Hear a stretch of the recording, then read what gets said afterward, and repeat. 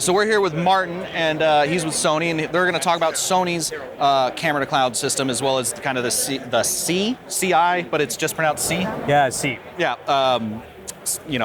System of workflow. There we go. That's the word I was looking for earlier. Basically, a camera to cloud, really. Yeah, is what it's all about. So, how does your camera to cloud system work? All right. Well, let's get started. Basically, what we call it C3 portal.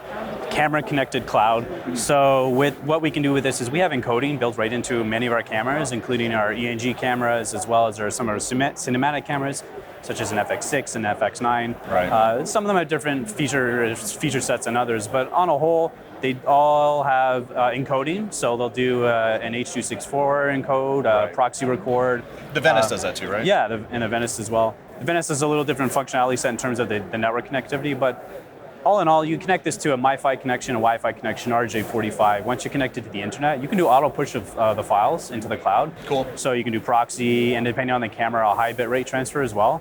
Completely automate that process. So as soon as your clips are closed or finished, it starts pushing up into the cloud. Oh, so you can send not camera raw, but like, whatever, ProRes. Yeah.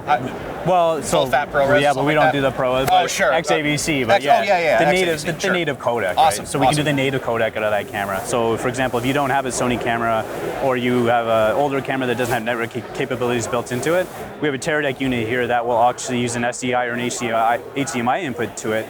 It provides some SRT streaming, but it also does record as well as of a proxy file that could be pushed up into the cloud. Sure. And does it have to be this specific Teradek, or can you? No, there's a few different flavors. Cool. This is one of the latest ones. This is the Prism Mobile. Okay. That really, it's a mobile unit. It has bonding and stuff like that on it as well. Oh, it does? Yeah. Oh, excellent. Yeah. But our cameras also have very similar features as well. So like the camera, in addition to the file transfer, it's also got built-in ability to low latency streams.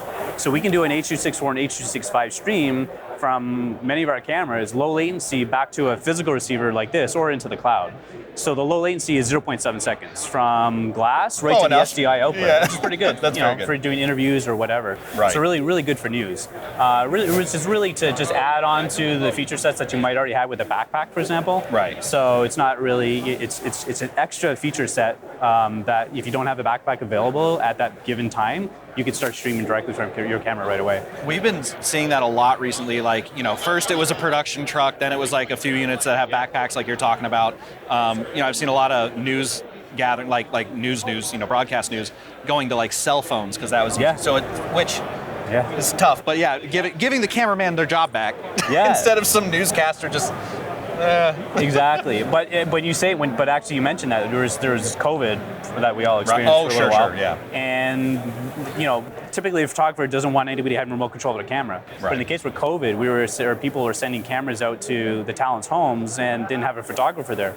We can actually do remote camera control through our C3 portal application as well. Awesome. So you can do zoom, focus, iris control. So you could send these out, and we actually had this for Survivor. They sent. A bunch of cameras out to the to the host and also to the talent. And what they did was, the talent didn't know how to use the camera. Right. Turn the camera on, basically connect to their Wi-Fi or their MiFi, and then also the producer or the editors have control of the cameras. Once they were done with the clips, they said to the talent, just leave your camera on. They're gonna pull back. They reach into the camera and actually pulled back the high bitrate files. Oh, okay. They edited it and they had it on air within the next 24 hours. So they didn't have to physically pull media out of the camera. They didn't have to ship it back. Yeah. Didn't really have to bother the talent on how to do all those operations. So it was really hands off. That's cool. I mean, we're using camera to cloud system as well. So these things are becoming more and more. Yeah. I don't know if I'd call it necessary, but it's definitely like a value add. It's something I've been trying to tell everyone, like these types of workflows are like absolutely the future. It totally is, and the coolest thing is a lot of the cameras, most of the cameras I'm mentioning here that we have here it's built in, so you're already halfway there. Right. Yeah. You don't have to get an external encoder unless Right. you want additional feature sets or something like that. But the basics, we can do FTP transfers out of the cameras. So we can do live streams for you. We can do remote control of the cameras. So it's getting to a point where it really depends on what you want to do. You may have one workflow expectation one day and a different the next day, but right. Having the tool sets that are available to you when you need to use them, it's a great addition to the whole lineup. Absolutely. And are you able to show me kind of Yeah. workflow, or is this necessary to show, or should we just B-roll this? Well, no, I can go through it. I Sure, can just yeah. go just quickly up here. What we're really showing is our live streaming here on the top left. And we have our transmitters. there's you, yeah. Yeah, so there's our transmitters and our receivers. So we have virtual receivers, which is a cloud receiver. You can go to the cloud and then distribute to RTMP to like YouTube or Facebook. Right. But we also have our show floor. These are our physical receivers. So if you want SDI, typically this is used for broadcast. Yeah, one RU unit, and you can do 2 streams out of each one of these units, Right. which is giving us our SDI outputs here. We also have a camera. I was gonna say, where's This that? is Japan. Japan. This is Japan right now. So we're doing a live stream from Japan right to our SDI output here. Just gives you an idea of what you can do. And let's see. I'm gonna spot check you. That is exactly on time. Yeah. That is not. That is the time it is. So it's really cool, and we can focus that camera. We can do iris control, zoom in, zoom out, and all that stuff. It's kind of creepy almost, Yep. but Well, but That really happens. cool. Yeah. yeah. And so, go ahead. Yeah, so then we also have integration with Avid Media Central. Wonderful. So there's the ability. So we partnered with MarkWest. So MarkWest is a kind of like a middleware. So when your clips go from the camera into C3P, MarkWest is watching those clips. It can then extract those and put them into your Avid Media Central system. It can do rewrapping for you, check it in, and then typically with some of the news organizations that we're working with, from the time that you record your clip, maybe a 1-minute clip, to the time that it's actually in Media Central, ready for editing, is about 2 minutes, depending on your internet connectivity. But it's really cool because with news, it's fast and first is most important, right? So before the photographers even shut the camera off, the clips are ready for editing and distributing. So you can do them digitally or traditional methods through like baseband output or whatever. Anyway, so that's our integration with the MarkWest. This isn't a web portal? This is this right now. I'm just doing a web user interface or a Chrome browser into the Media Central system. So Avid's given us that. And then lastly but least, this is really just an idea. It just shows you all the assets that are automatically uploading from the cameras into the cloud. So you can use this user interface if you want. We do some storyboard editing, stuff like that. You can export EDLs and all that if you want to do that. Perfect. So you can do rough cuts and you can do partial retrieves. So for example, you've edited your clip or storyboard edit with all the low-res proxies. Right. If the camera's still online, you can do a high-res relink with just the partial retrieves of what you edited in that storyboard. Yeah, so if you're doing say you do a 1-hour record, you only need 20 seconds of it. Right. I could just, and I have the proxy that would automatically upload. I just do mark in, mark out, partial retrieve, right into editor. Now, Adobe Premiere, we have a plugin that works right within Adobe Premiere. Oh, so excellent. you can see your cameras. If your camera's connected to C3P, you see your clips automatically loading into your plugin within Premiere.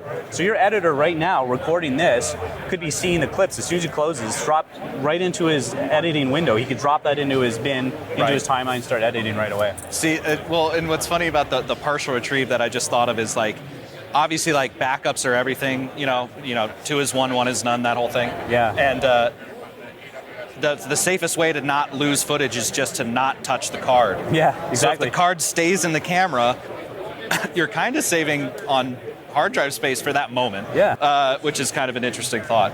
But also, sometimes it's just lazy. Like I have a camera, I'll take it home and I could take it out, I could get the card reader, put it in the card reader, connect to the camera, hope everything works, but put it on my external drive. Or I could just put it on there, it's connected to my Wi-Fi, and I could just drag and drop the clips. It might take a little longer because it's actually going up to the cloud and perhaps back, depending on what you're doing with it. But the fact is, maybe it takes a little longer in that case, the scenario that I'm saying now, but I could be doing other things, with that time. Yeah, multitasking or whatever. So again, really just lots of different workflow examples and it's a great integration into, like you were saying, that the camera's existing functionality. It's cool to see just like rolling updates like that you guys, a couple other camera manufacturers, but I love seeing when the cameras that you've invested your money in get better, without you having to do anything. And that's the thing. We're just continually improving. Like honestly, our cameras, the imaging is lots of feedback. Yeah, world-class imagery. Trying to make it simpler, easier to connect, and also simplify your workflows as well. Absolutely. One last thing I just wanted to quickly mention. We might be over time, but we also have an app as well, which is kind of neat. It's our C3. Get on in here. Oh, he's got Zoom. It's our app that is kind of a gateway. So this is an FX9 camera, right? And with this phone, you can use an Android or iOS, whatever you want. I'm an Android person. All right. So you can connect the USB connection to this, and what'll happen is the camera will use this to cache its files to then transfer to the cloud. And the beauty with that is you might be shooting in the basement of a building or something like that. Or maybe in a convention center where you can't get Wi-Fi. Exactly. See. So. And if you are, what'll happen, you might turn your camera off, move to the next scene, and your clip hasn't uploaded yet. Right. Now, in this case, it'll actually transfer to your phone. So when your phone's on all the time, right? Right. So your camera might be off, you move to the next scene or whatever, and the clip's stuck in your camera. In this case, it's already in your phone. So the phone is on all the time, right? Typically. So when you get outside of the convention center, this is going to start uploading, and it's going to be available to you. I literally this, we've been having great success generally, but the Wi-Fi in here is just terrible. Atrocious. I know. So that is, and something we were mentioning was our phones are fine. He's getting 1.5 gig down on his phone. Yeah. And so we're like, where? Well, how come? Yeah. Well, how come nothing else? So that's actually, I would put that on a bigger screen. Yeah. You have it on the bigger screen as well. But I mean, generally. No, I meant just like an ad. Like, look at up here. Yeah, exactly. It's cool. But I mean, now the Xperia Pro is another one it's a Sony phone. Right. It's one of the only phones that I'm aware of that has an HDMI input. So we can actually stream from the phone. So you'll see there's an HDMI input in here as well. So you could take any HDMI and stream it with our low latency 0.7 seconds from here to that receiver. It's actually an app that you can download for free, XD Pocket, but it works with the C3 Portal service. Amazing. But with the difference with the Xperia Pro is that HDMI input. And so you can take the lead out of the camera, and then you can do like a live stream, and it also acts as a 4K OLED monitor as well for you. Sure. Amazing! I love that. So lots of cool things to see. Xperias are over there. You can if you're interested in the Xperia Pro. Yeah, for sure. But like I said, we're not just pushing the Xperia Pro. It works on Android and iOS as well. But I think you're right. I don't know of any other phones that have HDMI in. So that's a unique feature. I mean, there's other things as well with the Xperia Pro that I could go on about, but it's got better antenna system in there as well, so it connects better to the Wi-Fi and 4G and LTE. But anyway, I think I'm probably out of time now. No, fair enough, dude. No, that's all very cool. Thank you so much for sharing with us. Yeah, pleasure. Thanks.